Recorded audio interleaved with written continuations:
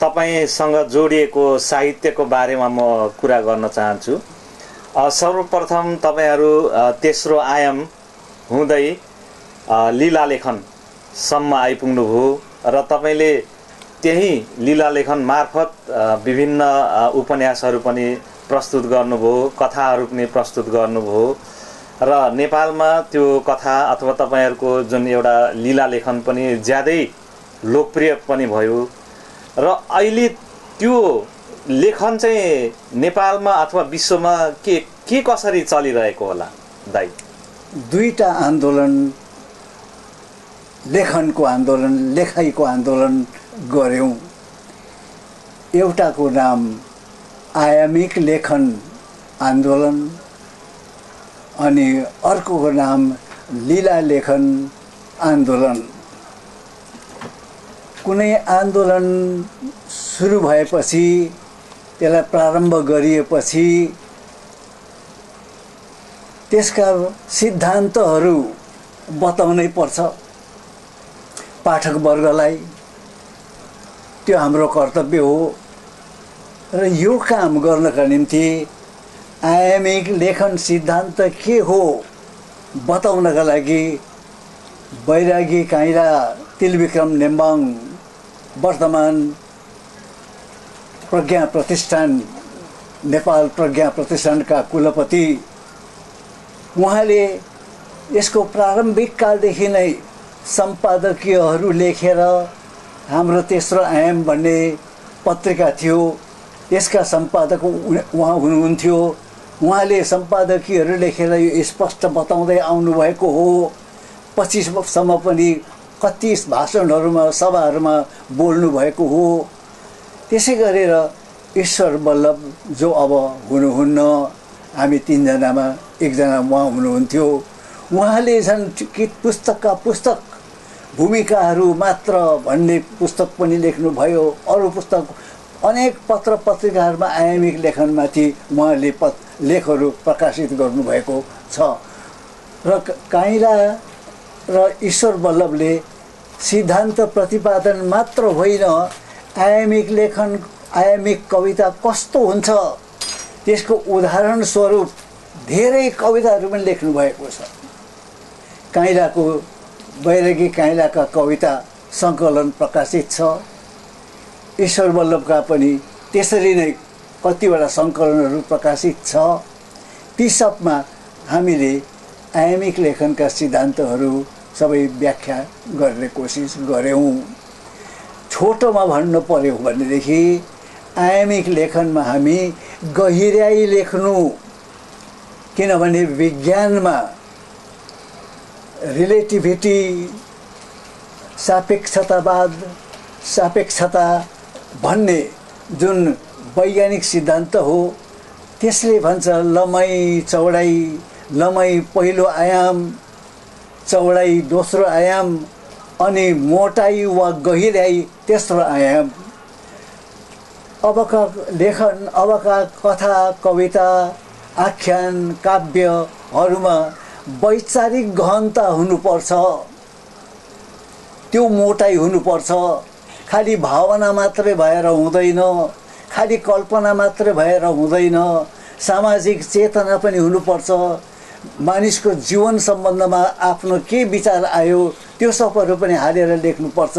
जे भए तापनि वैचारिकता होस्, वैचारिकता नै तेस्रो आयाम हो भन्ने विचार राखेर धेरै कुराहरू लेख्यौँ।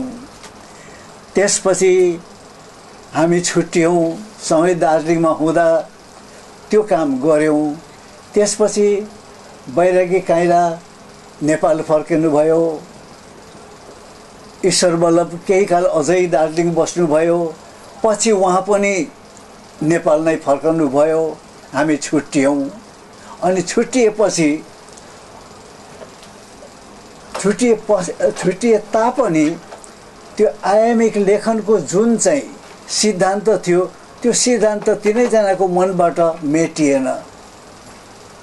अनि त्यसै सिद्धान्तहरूमा आधारित गरेर त्यसैको आधारमा लीला लेखन सिद्धान्त बढ्यो।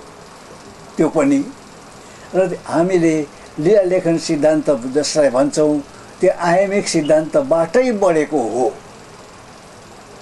यसका अघि अरू पक्षलाई बढाएको थियौँ, अब त्यसको अर्को पक्षलाई बढायौँ, तर यो पनि त्यसैबाट बढेको हो। तर यो लीला लेखनले धेरै कुरा भन्छ, धेरैवटा कुराहरू भन्छ। यो पनि यसले भनेको कुराहरूमध्येमा एउटा कुरा उसले यही भन्छ, संसारमा कुनै कुराको पनि निश्चिती पक्का यसै हो भनेर हामी भन्न सक्दैनौँ। हामीले विचार गरेको कुरा ठिक पनि हुनसक्छ, नठिक पनि हुनसक्छ। अरूले विचार गरेको कुरा नठिक पनि हुनसक्छ, ठिक पनि हुनसक्छ। एउटा कुरा, एउटा विचार हाम्रो सधैँलाई ठिक हुन्छ हामी भन्न सक्दैनौँ। यो सधैँलाई नठिक हुन्छ पनि भन्न सक्दैनौँ। यसको समय अनुसारले, यो सापेक्षता अनुसारले यो कहिले ठिक कहिले नठिक हुँदै जान्छ। यति मात्रै होइन, हाम्रो सारा बौद्धिकता नै त्यस्तै हुन्छ। अनि यी सब कुराहरू भन्नको लागि हामीले त्यसै मुखले मात्र भनेको होइन। यो सब भन्नभन्दा पहिले हामीले वैज्ञानिक सिद्धान्तहरू, दार्शनिक सिद्धान्तहरूका पुस्तकहरू पनि हेऱ्यौँ। अहिलेको विज्ञानले, जसलाई क्वान्टम फिजिक्स भनिन्छ, प्रमात्र विज्ञान भनिन्छ, त्यसमा सर्टेन्टी, निश्चितता भन्ने छँदै छैन। जब विज्ञानले भन्छ निश्चिती भन्ने हुँदै हुँदैन, फाइनलिटी, अन्तिमता भन्ने हुँदै हुँदैन, अहिलेको नयाँभन्दा नयाँ विज्ञानले जब यो कुरा भन्छ भनेदेखि त्यही कुरालाई हामीले शिरोधार्य गरेर हो यो कुरा साँच्चै हो, विज्ञानसम्मले भनेको, र यो कुरा हाम्रो जीवनमा पनि लाग्छ, हाम्रो विचार गराइमा पनि लाग्छ, हाम्रो दिनदिनको हाम्रो जुन मन्तव्य वक्तव्यहरू हुन्छ त्यसमा पनि लाग्छ। कसरी लाग्छ फेरि त्यो देखाउनका निम्ति भिन्दै कोसिस गर्नु पर्यो, साहित्यिक कोसिस। तर आधारिक विचार यसरी हामीले ल्याउँ नयाँ वैज्ञानिक सिद्धान्तबाट, अनि त्यसै अनुसारको नयाँ दार्शनिक सिद्धान्तहरूबाट। अनि फेरि हामीले यो पनि देख्यौँ, यो अहिले विज्ञानले नयाँभन्दा नयाँ कुरा जुन भन्दैछ, पाश्चात्य देशका दर्शनशास्त्रीहरूले, फिलोसफर्सहरूले नयाँ नयाँ कुरा जुन भन्दैछन्, क्वान्टम फिजिक्ससँग मिल्दो कुरा जुन गर्दैछन् उनीहरूले, त्यो कुरा त कता कता हाम्रो पुरानो धर्ममा पनि मिल्छ, त्यहाँ पनि पाइन्छ। र हामीले धर्म भन्ने कुरालाई, त्यो पुरानो कुरा, अब काम नलाग्ने कुरा, अब यो 21औं शताब्दीमा लाग्दैन भन्ने कुरा र धर्मलाई खिसी गर्ने कुरा अब छैन। 19औं शताब्दीसम्म, 20औं शताब्दीको पूर्वार्धसम्म धर्मलाई खिसी गर्थ्यो विज्ञानले। तर 20औं शताब्दीको पछिल्लो भागदेखि र अहिले 21औं शताब्दी लाग्दाखेरि विज्ञानले समेत भन्छ धर्मले भनिसकेको कुरा पो भर्खर हामीहरूले त चाल पाउँदैछौँ।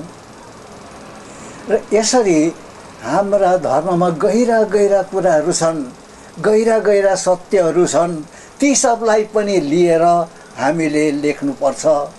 अनि हाम्रा धर्महरूबाट, हाम्रा कथाहरूबाट, लोककथाहरूबाट, हाम्रा पुराना जति पनि गीतहरू छन् तिनीहरूबाट पनि कति चिज पाउँछौँ। ती सब आफ्नो चिजहरू हालेर लेखेको साहित्य चाहिँ हाम्रो साहित्य हुन्छ। नत्र भने त अरूको साहित्यको पुच्छरे मात्र हामी हुन्छौँ, जसमा कुनै किसिमको गर्व गर्न सकिँदैन। पाश्चात्य साहित्यमा हामीले वहाँ फ्रायडवाद भएको हामी जान्दछौँ। यदि हामीले पनि संसारका पाठकहरूसम्ममा हेर हाम्रोमा फ्रायडवाद छ भन्न देखायौँ भने पश्चिमकाहरू त हाँस्छन्। यो फ्राइड भात त जुन चाहिँ अहिले तिमी देखाउँदैछौ उहिले हामीले बनाएको हो। डङ्गुरका डङ्गुर फायर प्राली साहित्य हामीसँग छ, के देखाउँछौ हामीबाट सिकेको कुरा। त्यस्तै अस्तित्ववाद हाम्रोमा छ देखायौँ भने त्यो त हामीले बनाएको हो, तिमीले भर्खर सिकेको, के देखाउँछौ त्यस्तो कुरा। तिमीले फ्यान्टासी शहर कल्पना भन्ने कुरा लेखेको छौँ भन्यो भने त्यो फ्यान्टासी त हामीले त बनाएको हो, उता स्पेनको राइटरहरूबाट त्यहाँ आएको। त्यस्तै म्याजिकल रियालिटी हामीसँग छ भनौँ भने त्यो पनि पश्चिमले बनाएको। त्यस्तै ब्ल्याक ह्युमर, कालो हास्य भन्ने कुराले नयाँ सिद्धान्त भनेर हामीले भन्छौँ। हामीले कालो हास्य लेखेको छौँ भन्यो भने तिमीहरू त सिक्नुमा मात्रै रहेछौ, खालि सिक्दा रहेछौ अर्काको, आफ्नो चाहिँ केही छ के त तिमीहरूकोमा, देऊ न त्यो बोल न भन्दा हामीले के बोल्नु।